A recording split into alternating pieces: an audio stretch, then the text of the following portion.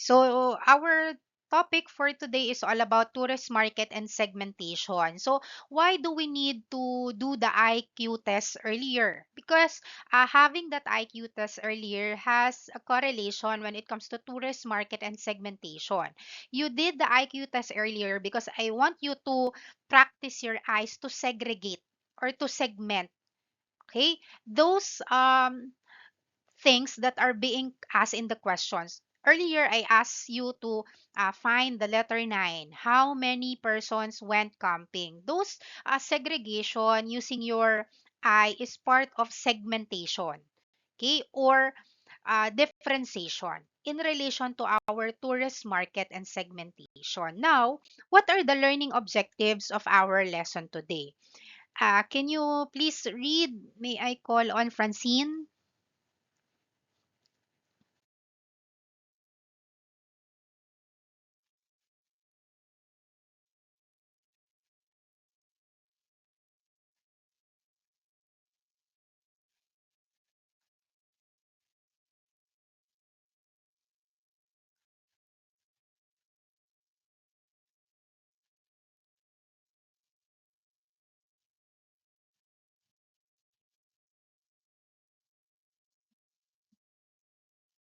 Okay, so thank you, Francine. So these are the learning objectives that you should be able to acquire at the end of our discussion. So moving forward,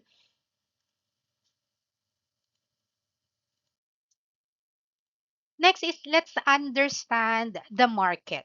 Okay, so when you hear or every time you encounter the word market, okay, how do you understand it or how do you define market in the essence of tourism and marketing? Anybody?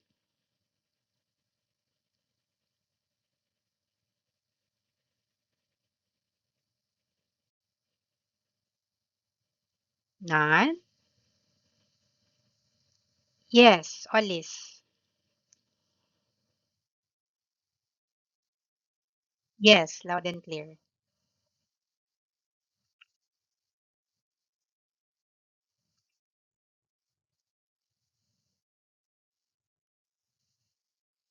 Okay, so for Olis, market is all about a place, okay, where we sell goods, products, and services.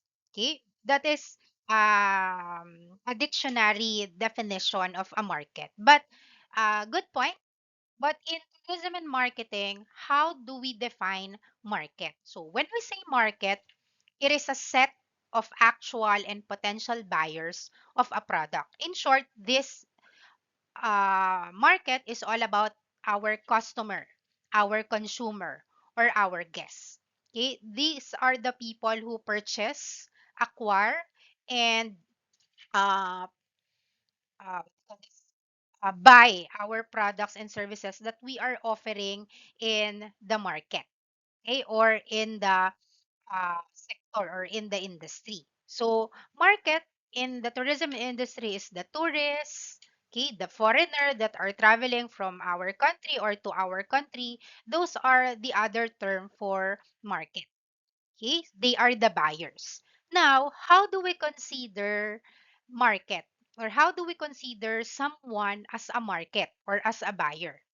If I may ask you, how do you see yourself or how do you consider yourself as a buyer? What qualifications do you need to have?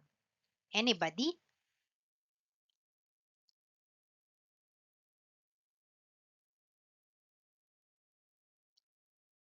What do you think are the qualification for you to be considered as buyer or as market?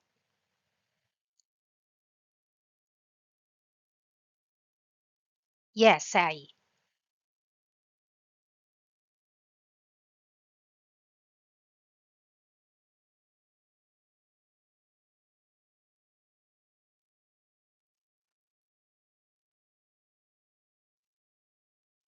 Very good. So, as simple as that, you are interested to purchase a certain product, meaning you have a need or a want. You have the intention, okay, to avail a certain products or services.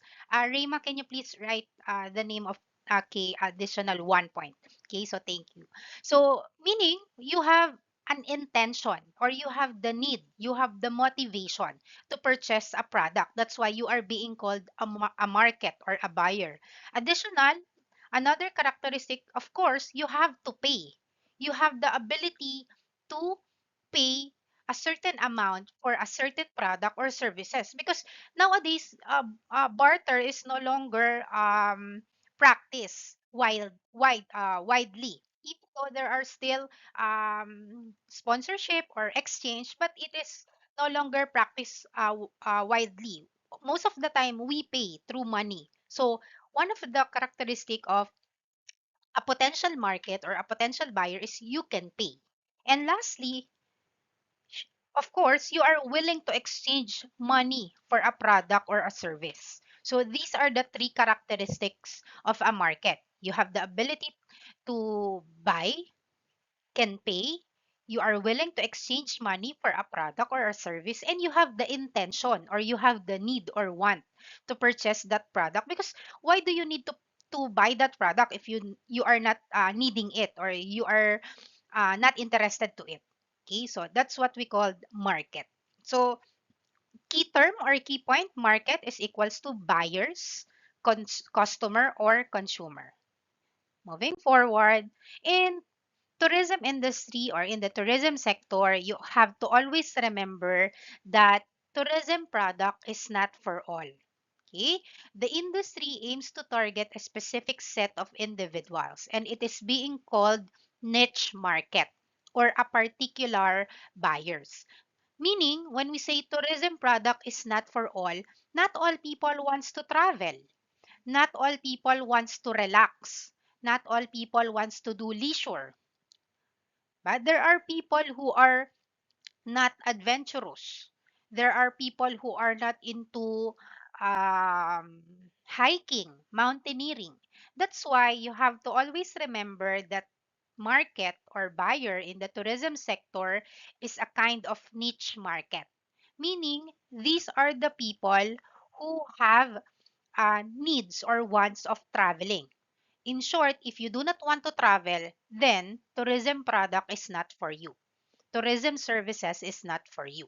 So, meaning you are not part of the niche market of tourism. As simple as that. Okay? Moving forward, there are three steps to target marketing. How do we target, or how do we select our market or our buyers? For example, you are a business owner, key of a coffee shop or a travel agency. If I will ask you, how are you going to select your buyer? How are you going to make sure that you're going to tap the correct customers for your product? So we have three steps or three factors that you need to consider. The first one, we have market segmentation. The second one is the market targeting. And the third one is the market positioning. So what's the difference between the three options for target marketing? The first one, we have market segmentation. But before we proceed, are you guys all following? All right. So first is market segmentation. Okay. What do we need, or how do we define market segmentation? So based on its definition, it is the strategic process of dividing a broad market into smaller, distinct subgroups or consumers who share similar characteristics, needs, or behaviors.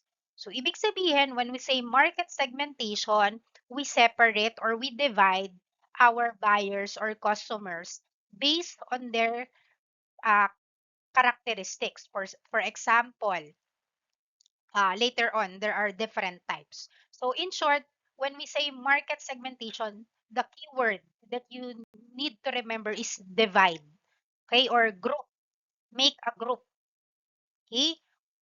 So there are different types of market segmentation. How do we divide our market or our customer? How do we group them? What are those types? The first one is we have geographic segmentation. From its word, Geographic. What do you think, or how do you think we divide our target audience? Based on what? Anyone?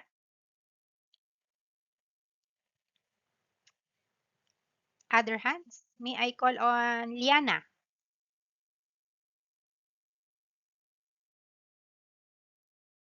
Very good. Reina, can you please write the name? So, geographic is we divide our target market or target or audience based on location. So, for example, they are in America, they are in Spain, they are in Asia Pacific, they are located in Baguio, located in Tagaytay, and we tailor or we customize our products and marketing efforts to their local needs or to their needs and preferences. For example, Gwyneth is living in Antarctica. What do you think is the best product that we can offer to Gwyneth who are living in Antarctica? Anyone?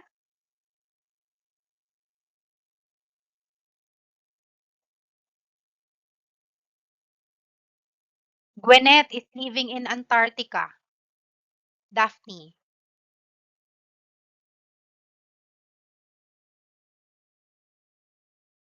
Very.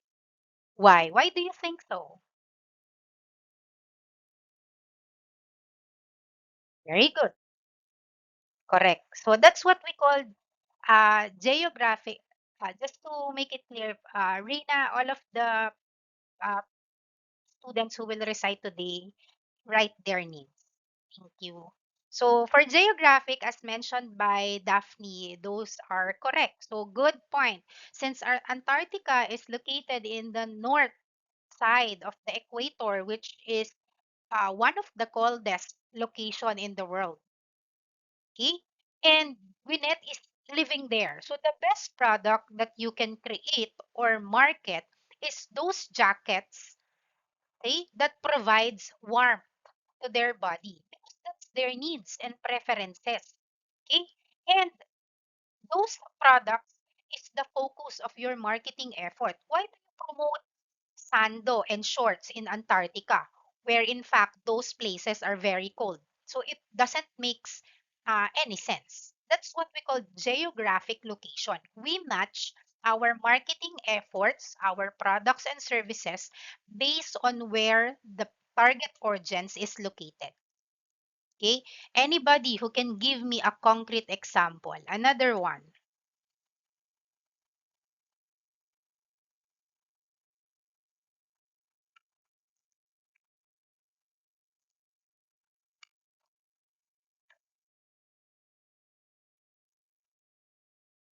Sure. It's up to you, dear. Raise your hand so that I can see you, dear. Bernadette.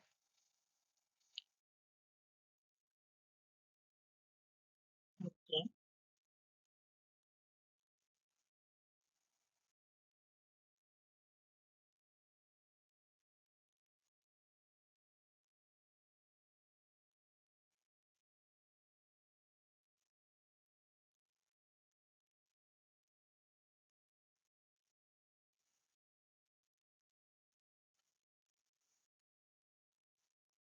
Very good. Now that they are Koreans and they are focused to Korean culture, if you are a business woman here in the Philippines and you saw or you see that there are a lot of Koreans here in our country, what products or services can you offer to them since they are from Korea?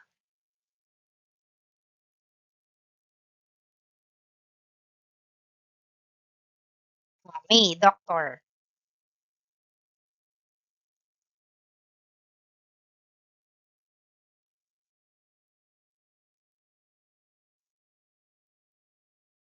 Very good. So, as mentioned by Bernadette, since Koreans are being migrated from Korea to Philippines due to warm weather, so that's the perfect ideal products or services that you can offer, travel packages, so that they can explore the different destinations in the Philippines. Okay. Just have to avoid the faces of our Department of Tourism Secretary of tourism. Okay, so kidding aside, so that's what we call geographic segmentation. You divide your audience based on location. Okay, next. Next is demographic segmentation. So, what do we mean when we say demographic segmentation? So, when we say demographic segmentation, Shannon.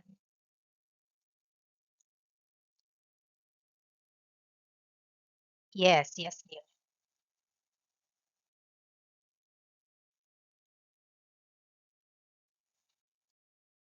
Perfect. Very good. So when we say demographic segmentation, we segregate or we separate our target market based on quantifiable traits, as mentioned by Shannon, age, gender, income, education, and family size. So for example, age, Gen Z, millennials, baby boomers, okay, Gen X, gender, we have um, LGBTQ plus, men, women, male, female, so on and so forth. Income, middle class, lower middle class, rich, super rich, education, high school graduate, senior high school graduate, college graduate,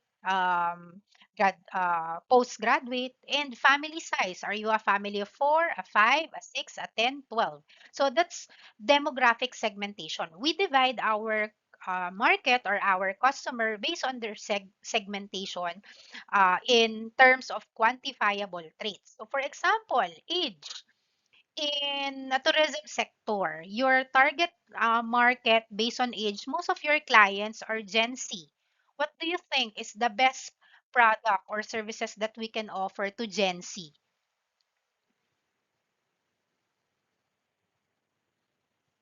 You, Gen Z, what do you think is the best product that fits your personality or your needs?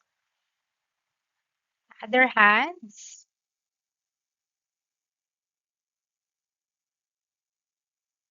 Anybody aside from Olis?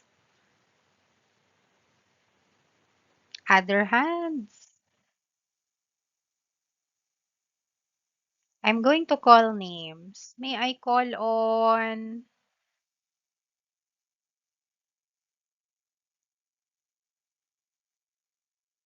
Bautista Christine? What do you think is the best product that can fit Gen Z nowadays when it comes to demographic segmentation? Miss Bautista?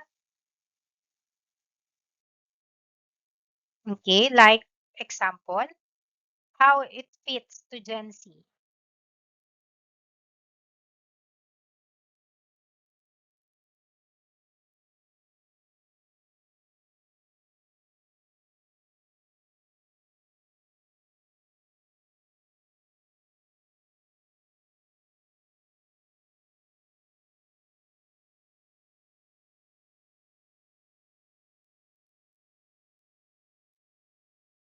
Okay, very good. So thank you, Christine. How about Angelica?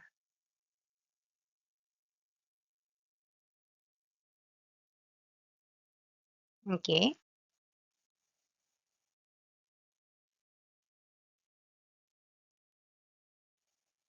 Very good. So skincare is also one of the most trending and in demand, especially when you go to TikTok. So it's correct. How about Sophia?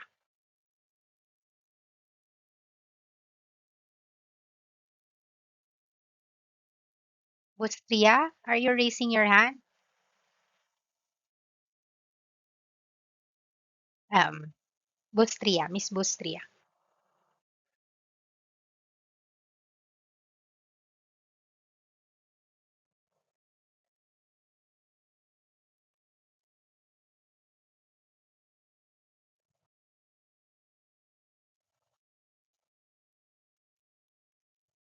Very good. Correct. How about Jana Parkon?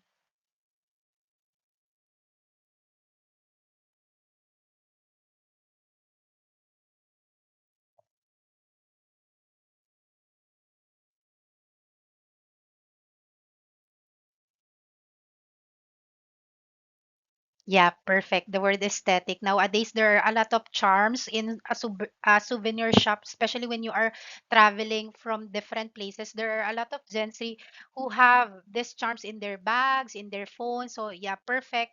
One of the perfect ideals for a souvenir is those charms when it comes to demographic in terms of Gen Z. Now, when I ask you, for example, for income, how do we segregate our market based on income and give me an example.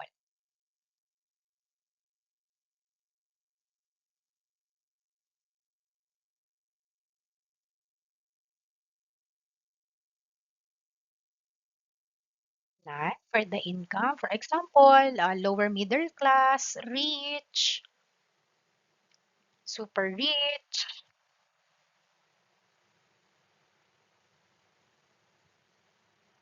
Bernadette,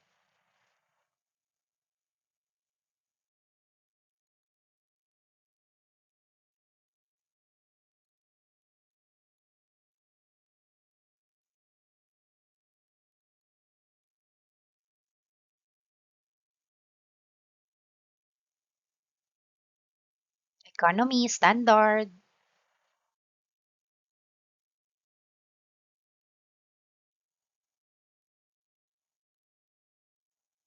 star.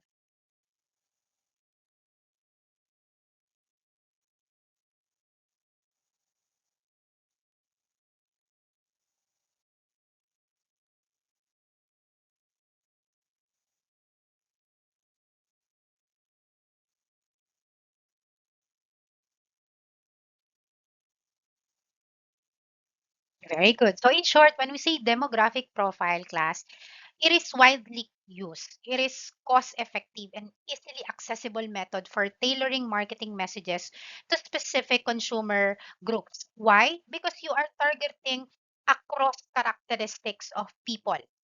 Okay? You are targeting different population traits.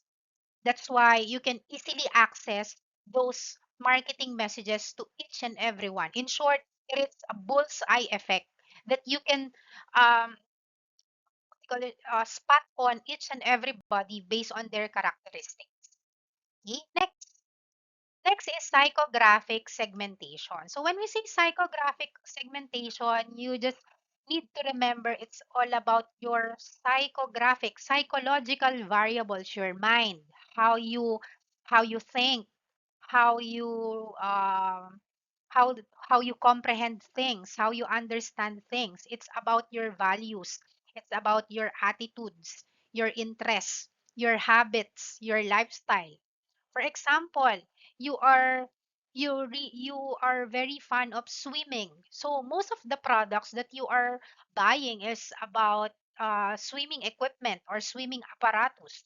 So for example, you are really into books or mountain scenery. So those of your travel patterns or your travel plans is all about mountains, good scenery. Or some of you are very good in water activities. That's why when you are traveling, you really acquire a lot of travel packages about water activities.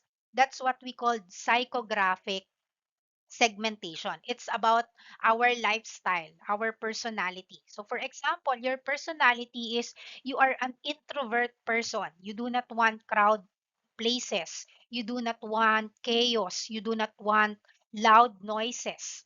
You just want to travel peacefully, okay? With tranquility. That's why you are just going to beach for sightseeing, for swimming. You do not want parties. So that's your personality traits. Okay, that's your psychographic segmentation. So what's the focus of psychographic segmentation? First is activities. You think a certain activities or habits that you really want.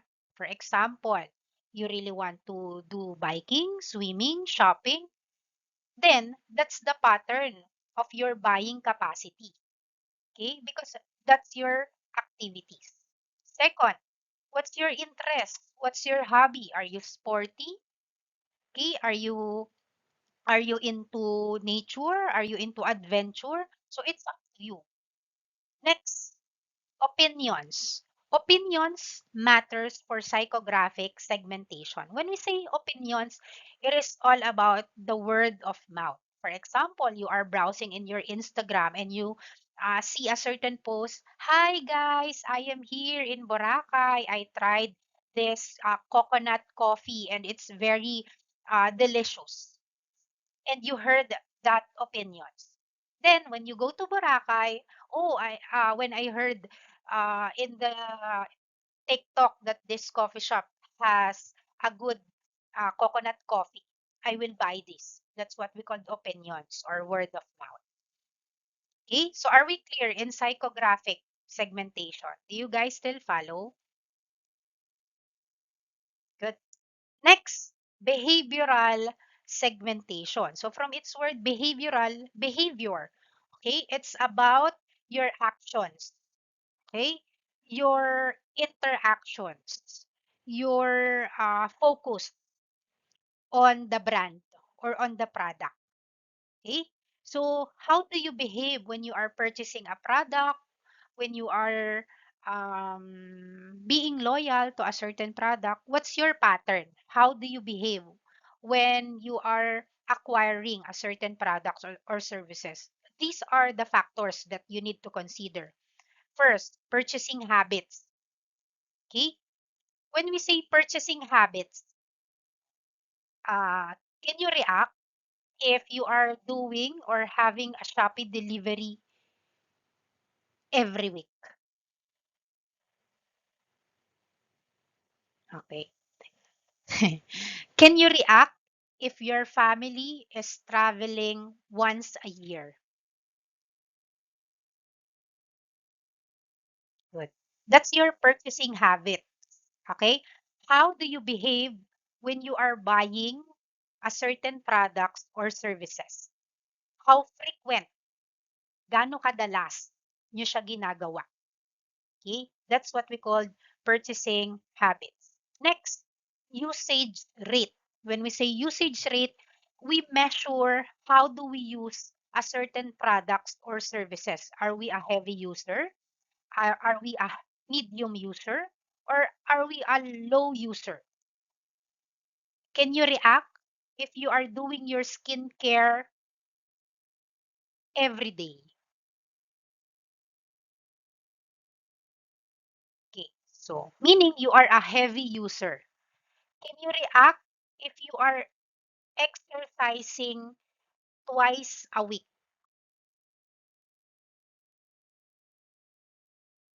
meaning that you are a medium user?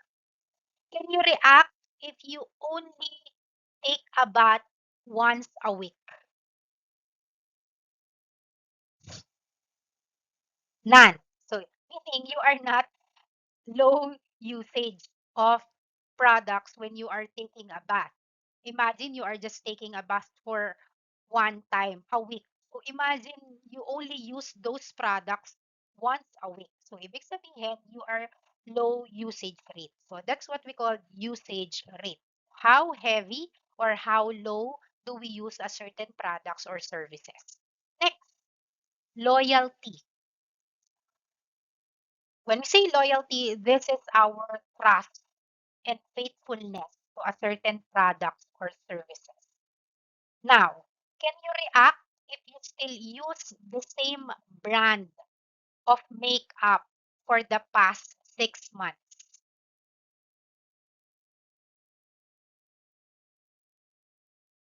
Erica, you have a question? Okay. So now, can you react if you purchase a product in TikTok once and once you use it, you never use it again?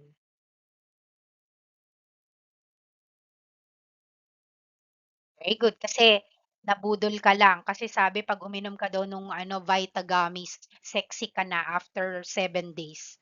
Okay, so that's what we call loyalty. Okay, how do we trust and put our faith to a certain product or a brand? Next, engagement. When we say engagement, these are the number of views, purchases, users, testimonials that we see online or offline. These are very widely used in TikTok, those affiliates. Okay, the more engagement that you have, the more product algorithm that you will get. Diba? If a certain product have millions of purchases, okay, it shows that there are a lot of people or target market who are purchasing that product. And you as a customer or as a market, you will think that this product is very effective. Okay, that's what we call engagements. And lastly, benefits. In short, ano bang mapapala ko dito? Ano bang makukuha ko dito? Okay? So that's what we call behavioral segmentation. These are the factors that you are considering. Next, technographic segmentation. So this is very self-explanatory from its word techno, okay, meaning technology. We divide our customers or businesses based on their technology usage, ownerships, and attitudes. Most of the time, we target those Gen Zs and millennials for technographic segmentation because nowadays Gen Zs and millennials are very into technology. There are a lot of applications that we can do nowadays in our mobile phones, in our computers, in our tablets. In short, these are the techno kids, okay, or techno people that they are really a heavy usage of digital and smart technologies. Okay, for example, they are going to travel. They are just going to book their tickets in their mobile phone. They want to order in a certain restaurant. They are just going to book their food via Grab, via Food Panda. That's what we call technographic. Next.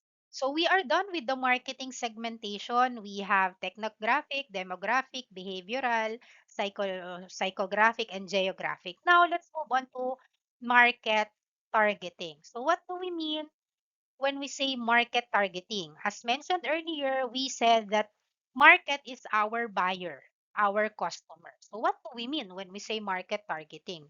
When we say market targeting, it's all about how do we target or create customized products and services to our buyers?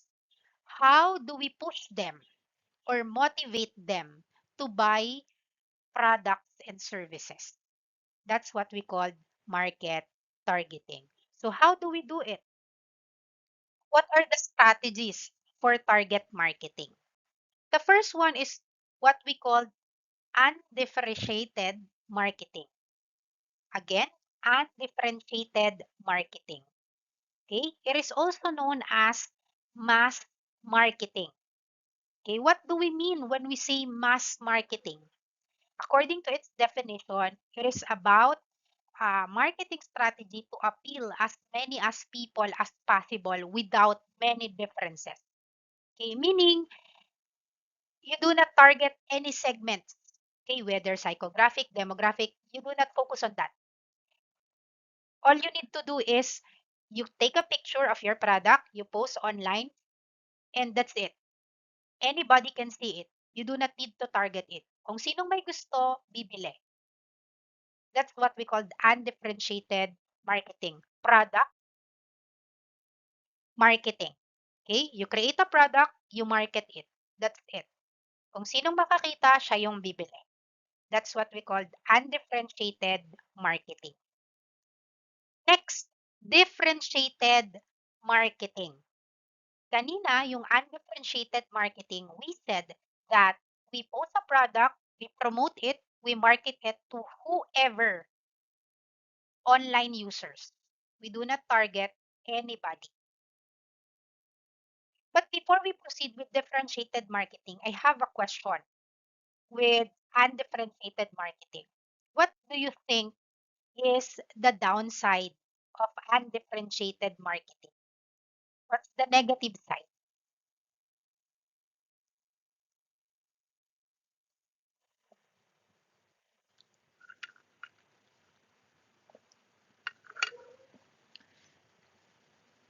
Anybody?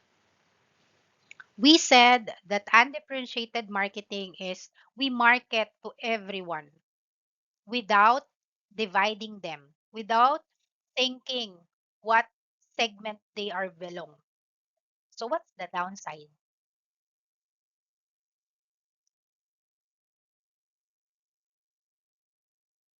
Sai, Sai,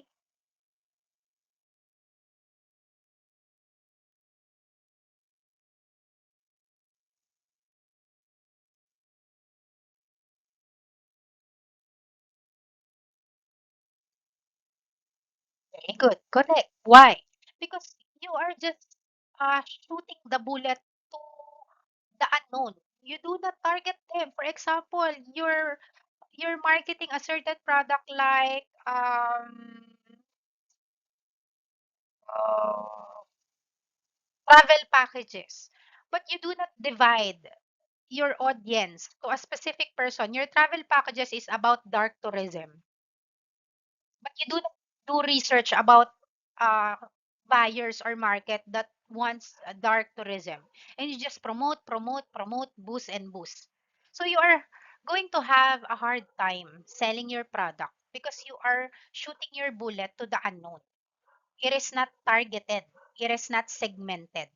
Okay, that's what the downside of undifferentiated marketing. Now, for the differentiated marketing, it is also known as multi-segment marketing, meaning you create a product to a certain segment. You tailor up services to a certain segment. For example, your company is creating sportswear for those people who wants uh, mountaineering, or those people who are into hiking a lot of mountains such as Mount Everest. So syempre, you have to research what type of market segment are they? Those people who loves mountains, those people who loves to hike. Okay, are they hiking once a year, twice a year? Is this their hobby? Is this habit? So it will fall under psychographic, behavioral, and by segmenting them, you will identify what's the best products and services that you can offer to them. Oh, okay, they are really into hiking. They are really into mountaineering. They are hiking twice a year. I will create these gears. I will create these jackets. I will create these oxygen tanks. That's what we call differentiated marketing. We create our products and services by customizing it based on their segment. Next, concentrated marketing. When we say concentrated, 'di ba kapag sa coffee shop when you buy a product, when you say uh, espresso. When we say espresso, it is pure extracted uh, what they call this coffee from the beans. It is concentrated without water, without milk, without anything. When we say concentrated in tourism marketing, it is what we also known as niche marketing, meaning you only target a specific market segment. Kanina sa undifferentiated marketing, wala tayong tina-target. Sa differentiated, may tina-target tayo. Pwedeng connect-connect. Pwedeng parehas psychographic, behavioral, demographic. Pwedeng combine. Sa concentrated marketing, hindi. Isa lang. You only choose one segment. Whether you only choose demographic segment, geographic segment, psychographic segment, or technographic segment. For example, you choose technographic segment.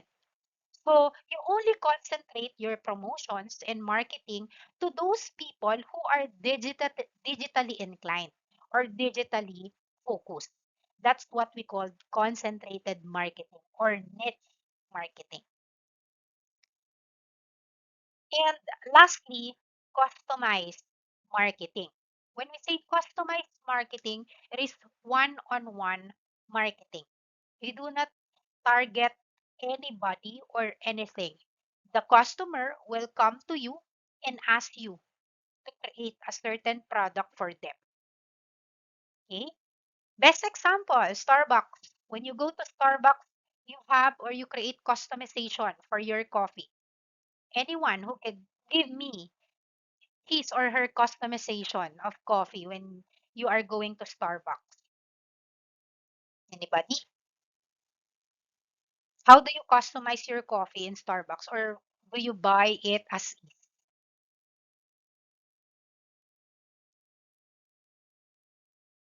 Na?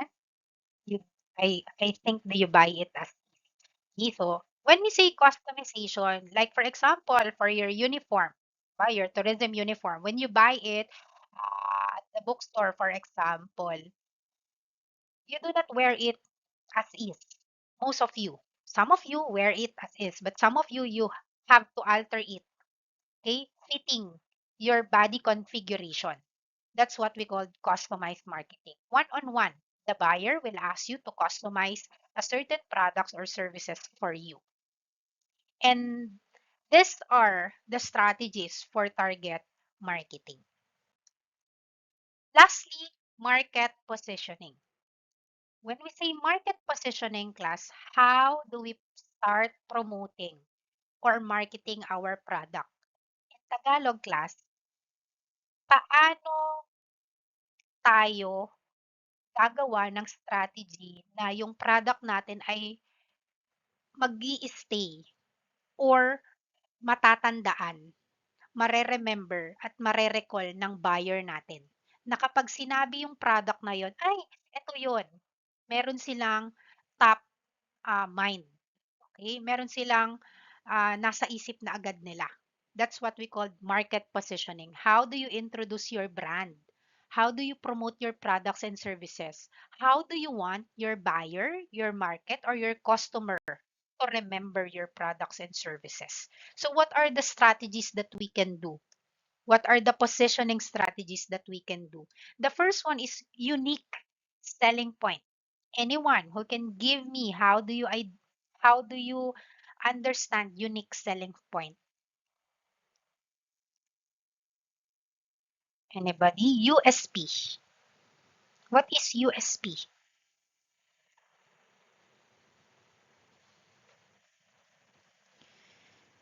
Reina.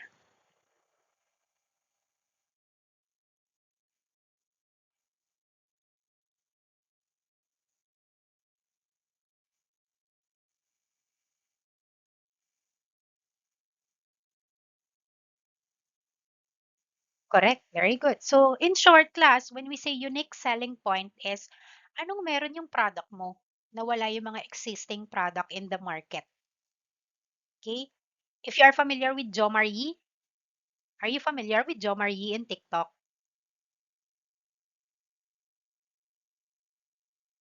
Yes or yes? Yes. Okay, so Jo Marie is one of the top affiliates in TikTok who are selling a lot of products in his basket. So, what do you think is the unique selling point strategy? Jo Marie is selling the same product as the others, but he is selling it differently. What do you think is the unique selling point strategy of Jo Marie? Other hands.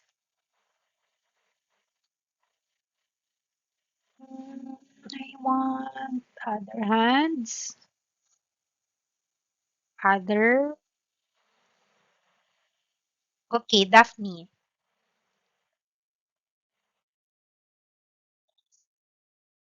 Okay, so in short, Jo Marie has or have a good humor, okay, when he is selling. Okay, that's his unique selling point strategy. People are very inclined in his video because it is humorous. Okay, he is attracting a lot of foot traffic in his page because of those unique selling point. Same with your product. When you are selling and promoting and marketing your product, it should have a unique selling point. What characteristics does your product stands out among the other products in the market? Eh, meron din naman kami yan eh. So, anong meron sa product mo na wala yung product na ito?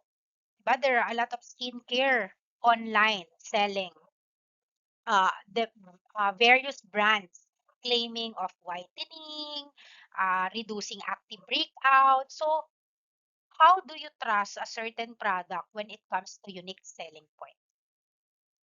That's for you to find out. Okay, so that's what we call unique selling point. Next, competitive advantage. When we say competitive advantage, what your company can offer or deliver better than its competitors. Okay, what your company is doing, okay, to sell a lot of products and services and to be ahead with your competitors. What are the things that you need to do? So there are three things that you need to take in consideration under competitive advantage. The first one is cost leadership. Do you produce goods and services cheaply compared to the other competitors? When you are browsing in TikTok, di ba, there are a lot of skincare, lipstick, lip tint. Saan sila nagkakatalo? Sa presyo, di ba? Others, for example, in terms of brand, when it comes to travel packages, there are a lot of travel agencies offering travel packages online. For example, Cebu, Bohol. But you, as a tourist, you check their travel packages and you compare it one by one. And once you compare it, you check who are the cheapest. But you will get the most tour packages. That's what we call cost leadership. Next, differentiation. Okay? So, paano naiiba yung products mo dun sa ibang product in the market? First, brand reputation. Do you own an iPhone? Can you react if you are using an iPhone? Okay. So Apple is one of the brand nowadays that have a high and good brand reputation. There are a lot of consumers and market like you who are buying Apple products because of brand reputation. For example, if a certain person is offering you a certain product, for example, a tablet from an Apple brand versus a tablet from a brand that is just releasing today. Can you react, haha, or the emoji, haha, if you are going to buy the new tablet from the new brand releasing a tablet today? None. But can you react if you still buy Apple products for a tablet? That's what we call differentiation. Okay? Sometimes we tend to buy products and services based on brand reputation. Sasakay ka ba sa isang airline na tuwing lilipad napuputol yung pakpak ng eroplano or laging nagka-crash sa dagat? Siyempre hindi, 'di ba? You will choose an airline who will cater the best and most comfortable services for his or her for their guests. That's what we call differentiation, ba? I will book Philippine Airlines kasi kapag Philippine Airlines comfortable tsaka mas safe tsaka mas pleasing yung setup. I will not book Airlines 1111. Hindi pa nakaka-take off yung eroplano, nag-crash na agad. So that's what we call brand reputation. And lastly, focus or niche advantage. In short, you target a specific market na merong high customer loyalty. Na kapag yung customer na yon laging bumibili ng product mo, you make sure that you take good care of them.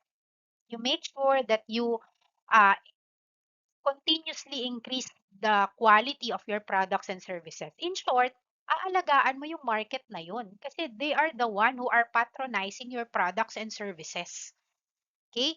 Have you guys experienced this scenario or I do not know if ako lang. If a certain product is booming, for example, if a certain product is newly launched, the quality is good, the consistency, the effect is good. But as times goes by, if that product become trending or booming, nag-iiba yung quality. Okay? So, bumabagsak yung quality kasi marami ng tumatangkilik. So, that's a negative action. Dapat, the more na mas maraming tumatangkilik ng product mo, the more na mas ini-improve mo yung quality mo. Okay? That's what we call focus or niche advantage. Okay? And sa focus and niche advantage, ang dami na ngayon na umuusbong na businesses na pare-parehas sila ng ino-offer. Aesthetic coffee shop pero hindi naman masarap yung kape, so on and so forth. But there are a lot of market segment or target market na ang taas ng loyalty nila when it comes to a certain product, pero konti lang yung nag-o-offer ng ganong product. Have you guys watched the trending news, yung what do you call this, yung binomba ng RPG, yung sasakyan ni Ampatuan sa Mindanao? Have you guys watched that? Yon. So, yun, nakita nyo doon, hindi daw tinabla ng RPG yung sasakyan. So, parang ang daming comment doon sa TikTok wherein, ah, ay, hanapin nyo yung supplier nung sasakyan na yun. Dun tayo kumuha or dun tayo magpagawa ng sasakyan natin para mas safe. That's what we call focus or niche advantage. Those people who are offering a certain products and services na hindi masyadong kilala or hindi masyadong trend, pero may specific target market. Imagine, meron lang siyang 2 to 3 clients in 1 year, pero he is earning millions or billions because of this high customer loyalty. That's what we call focus or needs advantage. And lastly, top mind. When we say top mind, kapag sinabi yung certain product na yun, meron kang recall, meron kang, lagi mo na siyang natatandaan. Minsan nga, hindi naman talaga yung pangalan niya, pero dahil sobrang kilala siya, sobrang, ah, ah, ano to? Ang taas nung recall factor niya, hindi na natin siya na nakakalimutan. Meron na siya, nag-occupy na siya sa heart and mind natin. Best example, "Anak, bumili ka nga muna ng ano, ng Colgate sa tindahan." Colgate ba ang tawag natin? Ano dapat? What's the correct term, class? 'Di ba? Toothpaste. 'Di ba? Colgate is a brand, pero dahil sikat siya, trending siya, so yun na yun na yung naidikit natin, instead na toothpaste yung ipapabili natin, Colgate. "Anak, bumili ka nga ng Colgate dun sa tindahan," pero ang binili Happy, o kaya Pepsodent. So that's what we call top of mind. Another example ng top of mind product, 2 points sa prelim, additional points. Other hand, baka hindi na mag-exam yung mga 6 na nagre-recite sa'kin, naipon na. Other hands, before I call, Bernadette? Sige, Bernadette.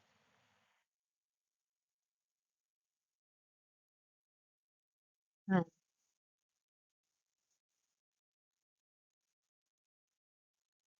okey, correct.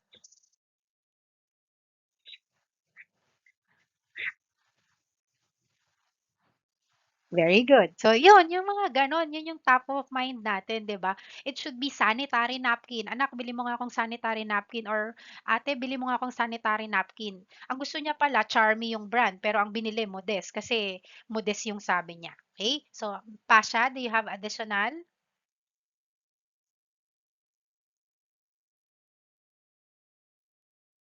Yeah, very correct, 'di ba? Pabiling EQ, very yung pamper. So, those are top of minds. Lindaya,